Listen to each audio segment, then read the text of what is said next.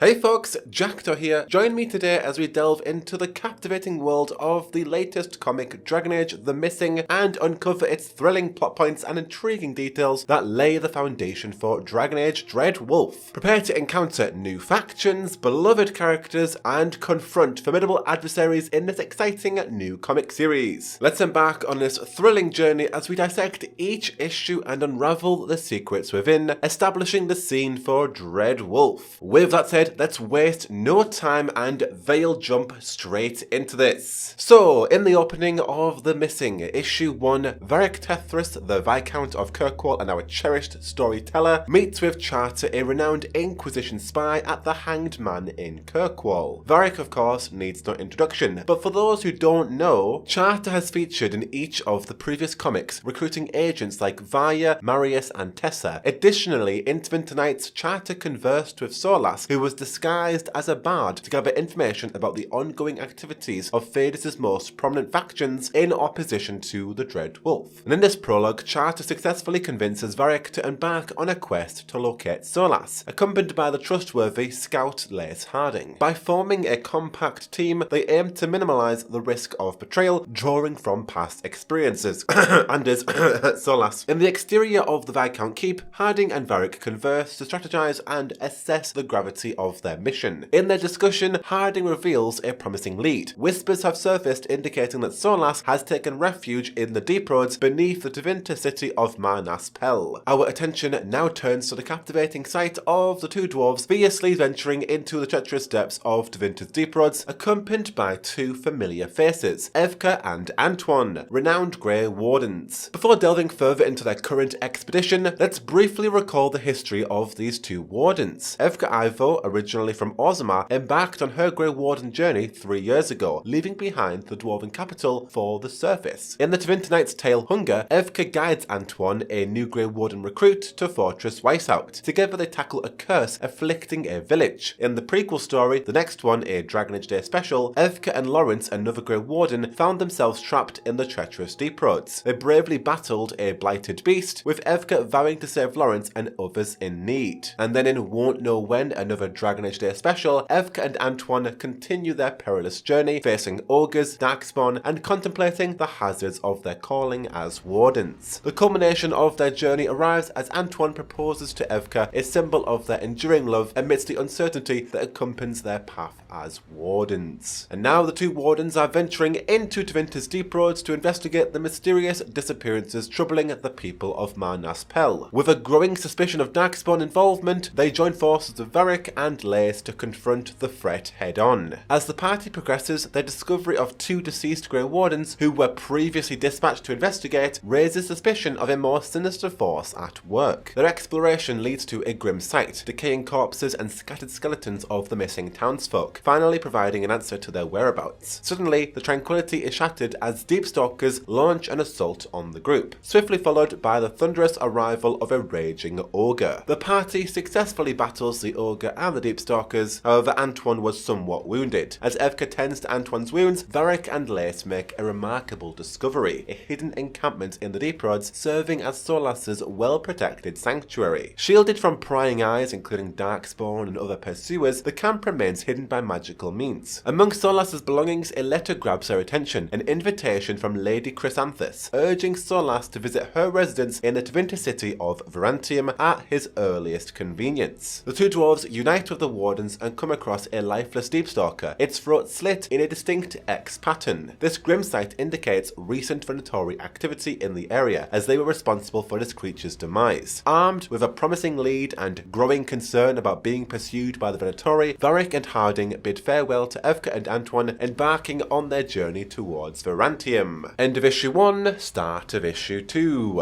After a series of arduous encounters, including battling bandits in the Armel Hills, thwarting a despair demon at the Waver River crossing, and diverting their path to confront Antam slavers, Varric and Harding finally reach the besieged city of Varantium. Although their prior victories had been cause for celebration, Varric may have indulged a bit too zealously, resulting in some kind of of food poisoning. But they press on, determined to locate Lady Chrysanthus's residence in Varantium. Upon reaching her residence, Varric and Harding present the invitation to one of her valets, requesting an audience with her. However, they are met with a surprising response. The valet informs them that Lady Chrysanthus is currently unavailable and hasn't extended any formal invitations for several months. The valet then abruptly slams the door shut in front of the two dwarves. Determined to uncover the truth, Varric and Harding resort to breaking into Lady Chrysanthus's bedroom, hoping to find clues or locate her within the confines of her private quarters. Their search leads them to a startling discovery. Underneath a white sheet lies a petrified Lady Chrysanthus, her form transformed into solid stone. This revelation leaves them questioning Solas's motives for targeting an aristocrat who had extended an invitation for dinner. Amidst their bewildering discovery, two familiar figures step forward: the Antivan crows known as Andratia Cantori and Viago de River. These two assassins have had a notable history worth revisiting before we delve deeper into their encounter with Varric and Harding. You see, in the Tevinter Nights narrative, Eight Little Talons, Tia and Viago were introduced as Antivan Crow Talons who successfully thwarted 4th Talon member Emil Cortez's sinister plot, who aimed to eliminate the Crow leaders and pave the way for the Cunari Antam invasion of Antiva. Tia and Viago, as well as a few of the other Talons, managed to eliminate Emil and bolster their ranks with new recruits. Another tale, The Wigmate Job, witnessed Tia and Viago's fellow Crows, Lucanus and Ilario de la Morte, undertaking a dangerous mission to assassinate a high-ranking Venatori blood mage. Lucanus, known as the Demon, earned a fearsome reputation following the successful completion of this mission. However, the Dragon Age Day short story The Wake saw Tia, Viago and a drunken Ilario gathering in mourning for Lucanus in Antiva City at Tia's casino. During this gathering, Ilario reminisced about their past adventures, while Viago reluctantly assumed the responsibility of taking care of him. The story concludes with Viago rendering Ilario unconscious, leaving the fate of Lucanus uncertain as to whether he truly perished or feigned his death to elude the Venatori's threats. With us up to date, Tia and Viago, now on a new mission, find themselves tasked with the assassination of Lady Chrysanthus. It is revealed that she had unsavory connections with the Venatori, plotting to take action against the rest of the Imperium. Following an extensive introduction and a series of exchanges between Varric, Harding, Viago and Tia, a shared understanding emerges among them. Their primary goal is to delve deeper into the intricate web of Lady Chrysanthus's ties with the Venatori, seeking to uncover the underlying reasons for Solas's interest in her and the potential consequences of her involvement with the Venatori. Suddenly, the valet from before forcefully enters the room accompanied by a group of Venatori warriors, launching an unexpected assault against a gathered group. In a display of skill and efficiency, the combined force of two dwarves and two Antivan crows swiftly overpowers and defeats their attackers. Viago proceeds to interrogate the valet.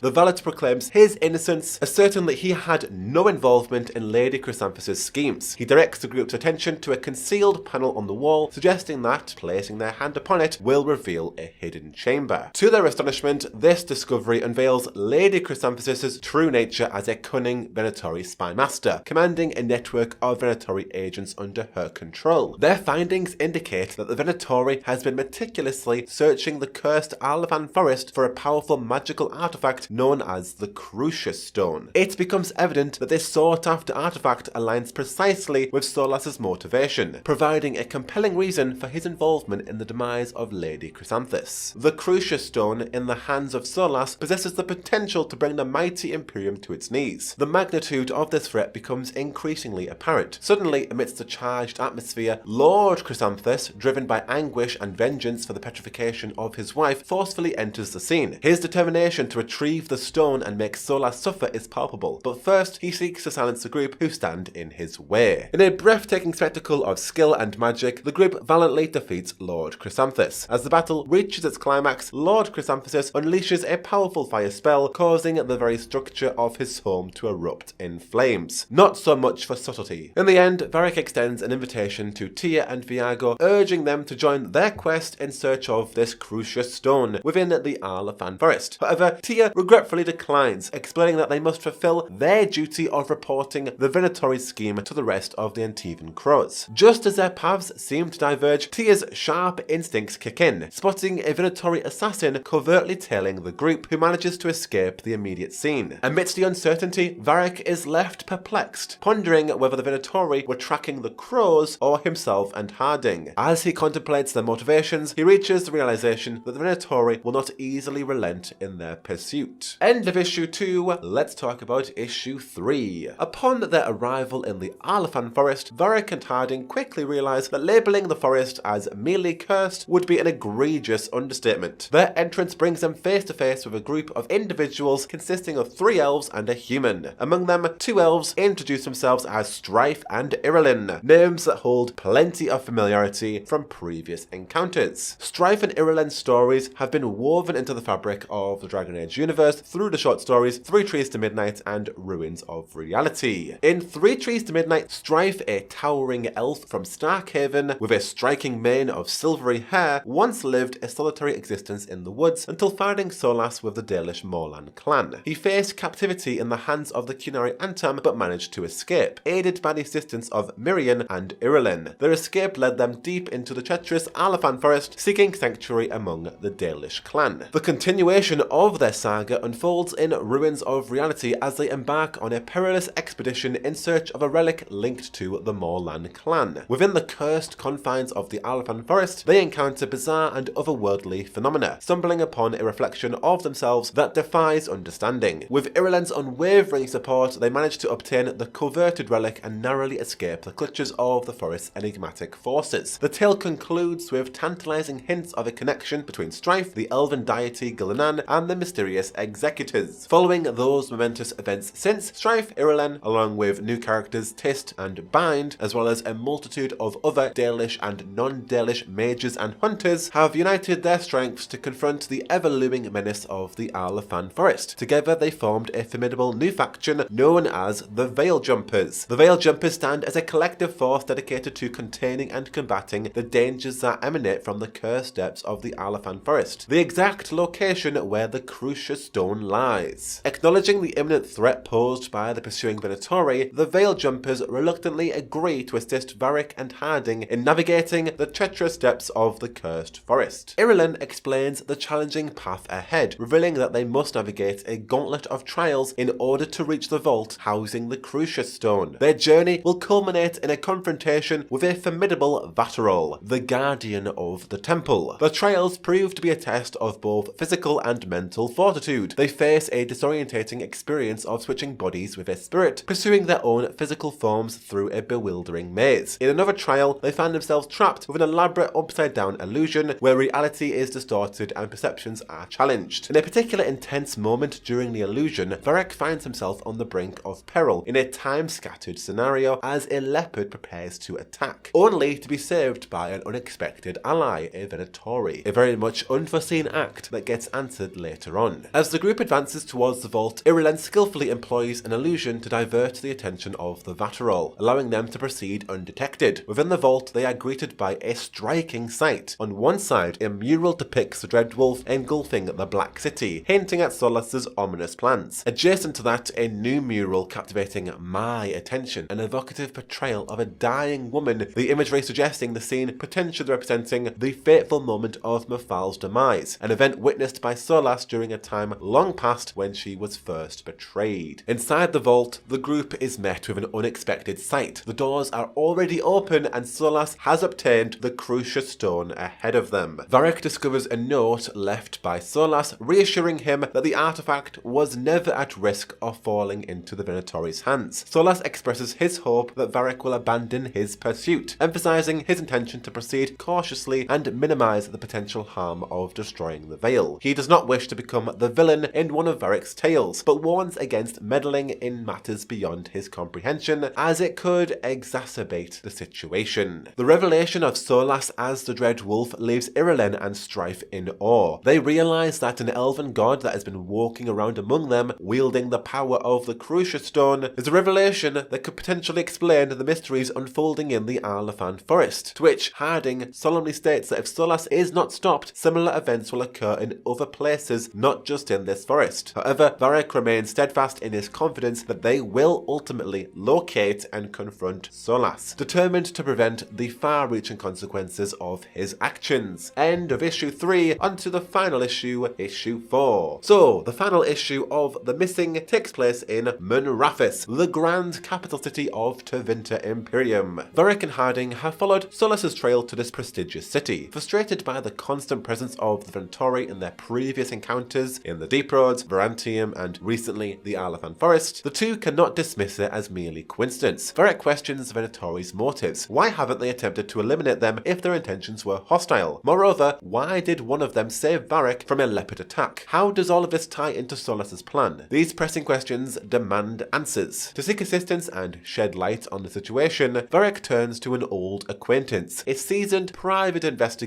named Neve Gallus, who was also in Twinter Knights. Neve, a mage with a prosthetic leg, had previously taken on a contract to investigate Quinton Carla's potential ties to the Venatori. Her investigation took a very dark turn when she witnessed Quinton's assassination by an individual wearing a bronze mask. Unraveling a series of connected murders, Neve joined forces with the cunning con artist Alec Tavor. Together, they uncovered the Venatori's plot to unleash a demon beneath the city. In a fierce battle against the Venatori and their leader, Aaliyah, Neve, aided by Knight Templar Rhanosava, successfully thwarted the summoning ritual, averting a catastrophic disaster. Neve then informed Quinton's uncle that he had severed ties with the Venatori prior to his ultimate demise, proving closure to his family. Undeterred by these events, Neve continues her work as a vigilant presence on the streets of Minrathous, ready to face whatever challenge lies ahead. And in her next case, Neve finds herself embroiled in a situation revolving around none other than Solas, an individual whose name has been circulating